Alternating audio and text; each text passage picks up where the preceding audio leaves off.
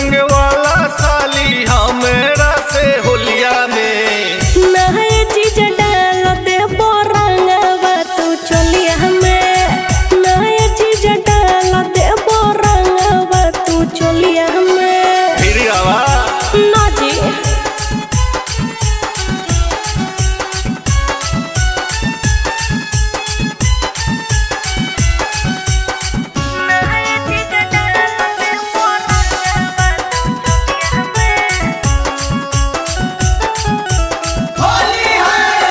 होली नहीं खेल बची जा तो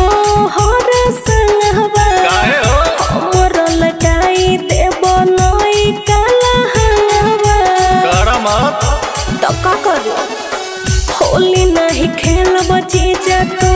हर संगवा हमर लटाई देबो नई काला हंगवा बाटे मीठा साली तो हर बोलिया में बाटे मीठा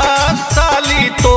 हर बोलिया में नए चीज डाल दे बोरंगवा तू चलिया में नए चीज डाल दे बोरंगवा तू चलिया में तनी दूर रही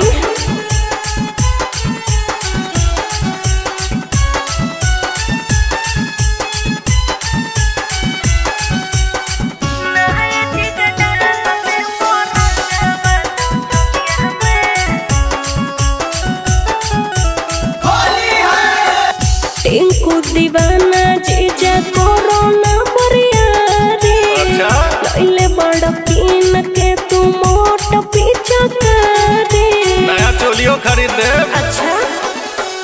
टिंकू दीवाना जी